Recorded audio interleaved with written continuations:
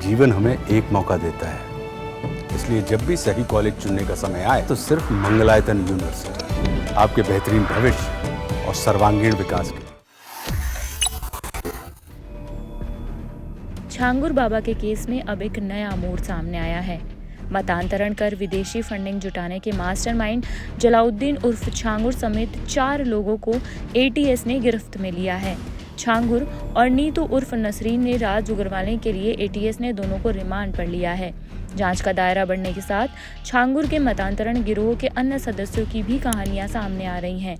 ATS की FIR में शामिल की गई औरैया की एक लड़की ने बताया कि छांगुर के शागिर्दों में शामिल मेराज ने अपने भाइयों की शादी हिंदू लड़कियों से कराई है। इसमें उसके करीबी रिश्तेदार भी शामिल हैं। औरैया की बेटी ने अपने साथ हुई घटना को भी बताया।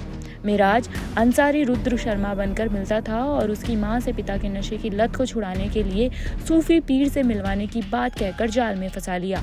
मुस्लिम धर्म अपनाने से मना करने पर मेराज ने कानपुर ले जाकर पहले खुद ने और फिर पिता रियाज और भाई उमर के साथ शारीरिक शोषण करवाया। छांगुर से वीडियो कॉल करके जबरन मतांतरण करा दिया। मेराज ने सगे व चाचेरे भाइयों उमर, राजा उर्फ डॉक्टर अबू सईद अंसारी व छांगुर के भतीजे सबरोज, रशीद, साले के बेटे शहाबुद्दीन व रमजान की भी शादियां हिंदू लड़कियों से करने की बात जांच में सामने आई है। छांगुर के जितने शागिर्द हैं, अधिसंख्य हिंदू लड़कियों को मतांतरित करने के लिए उनसे शादी करते थे। मतांतरण करके नसरीन बनने वाली नीतू रोहरा की बेटी समाले नवीन रोहरा उर्फ सबीहा की शादी छांगुर ने अपनी नाती अरबाज से करवा दी। अरबाज की उम्र करीब 25 साल है। नीतू की बेटी के पासपोर्ट में उसकी जन्म तिथि 18 जनवरी 2010 है। यदि पासपोर्ट में अंकित जन्म तिथि सही है तो उसकी उम्र 15 साल होती है। पासपोर्ट बनवाते समय 7वीं पास या कम शिक्षा लिखी गई। दूसरी तरफ ग्रामीण बताते हैं कि छांगुर नीतू नसरीन की बेटी को स्कूल नहीं जाने देता था कि बाहर कोई राज न खोल दे, इसलिए परिवार के साथ ही रखता था। जरवा कोतवाली में महिला व उसके 4 बच्चों के मतांतरण व अपहरण करने का मामला 2023 में ही सामने आया था। हलोरा गांव का मौलाना मोहम्मद जबील को पुलिस ने पकड़ा था। बाद में न्यायालय से 10 वर्ष की सजा हुई। इसमें कारावास के साथ 50,000 रुपए अर्थदंड व महिला के पति को 5 लाख रुपए देकर प्रतिकर देने का भी आदेश दिया गया था। 29 जनवरी 2023 में देहात कोतवाली की एक महिला के मतांतरण के प्रयास का मामला सामने आया था। महिला के पति की तहरीर पर पुलिस ने मुकदमा दर्ज कर 24 घंटे के अंदर रेहरवा कोयलरा गांव निवासी ननकऊ उर्फ सलीम को गिरफ्तार किया था। उसके साथ महिला को भी नकाब के साथ बरामद किया गया था। इस पूरे मामले में आज मुख्यमंत्री आदित्यनाथ का भी बयान सामने आया है। योगी आदित्यनाथ ने क्या कहा है, एक बार सुनिए। अभी बलरामपुर में एक बड़ी कार्रवाई को हम लोगों ने आगे बढ़ाया है। आपने देखा होगा, उसने रेट तय किए थे, यानी कैसे धर्मांतरण के कार्यक्रम को आगे बढ़ाना है। हिंदुओं में, ब्राह्मण में, क्षत्रिय में, सिखों में, अन्य ओबीसी जातियों में, अनुसूचित जाति जनजाति के लोगों को कैसे धर्मांतरित करना, सबके रेट उसने तय किए हुए थे। विदेशों से उसमें धनराशि आ रही थी। आप सोचिए, 100 करोड़ से अधिक का ट्रांजैक्शन अब तक उसके 40 खातों में प्राप्त हुआ है। एक लोग किस रूप में देश का स्वरूप बिगाड़ने का काम कर रहे हैं। परिस्थितियां बदली हैं, तो देश से उनका वही है जो उस समय था। पीलीभीत और अन्य कुछ स्थानों पर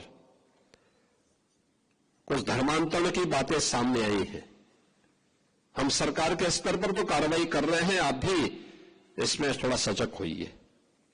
और यहां की टीम गई और घर वापसी के बड़े कार्यक्रम को उन्होंने वहां पर आगे बढ़ाया। आपने देखा होगा किस प्रकार की साजिशें हो रही हैं। अभी बलरामपुर में एक बड़ी कार्रवाई को हम लोगों ने आगे बढ़ाया है। आपने देखा होगा, उसने रेट तय किए थे, यानी कैसे धर्मांतरण के कार्यक्रम को आगे बढ़ाना है।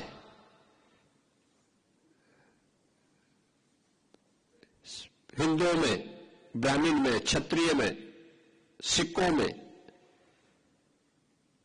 अन्य ओबीसी जातियों में, अनुसूचित जाति जनजाति के लोगों को कैसे धर्मांतरित करना, सबके रेट उसने तय किए हुए थे। विदेशों से उसमें धनराशि आ रही थी। आप सोचिए 100 करोड़ से अधिक का ट्रांजैक्शन अब तक उसके 40 खातों में प्राप्त हुआ है और लगातार उस अभियान को आगे बढ़ाने का कार्य कर रहा था। एक लोग किस रूप में देश का स्वरूप बिगाड़ने का काम कर रहे हैं, परिस्थितियां बदली हैं। उद्देश्य उनका वही है जो उस समय था। हां, काम का तरीका उन्होंने बदला है और यह आयोजन हम सबको इस बात के लिए प्रेरणा दे रहा है कि जिस उद्देश्य से सिख गुरुओं ने अपना त्याग और बलिदान दिया था, सिख वीरों ने अपना बलिदान दिया था, अपनी शहादत दी थी,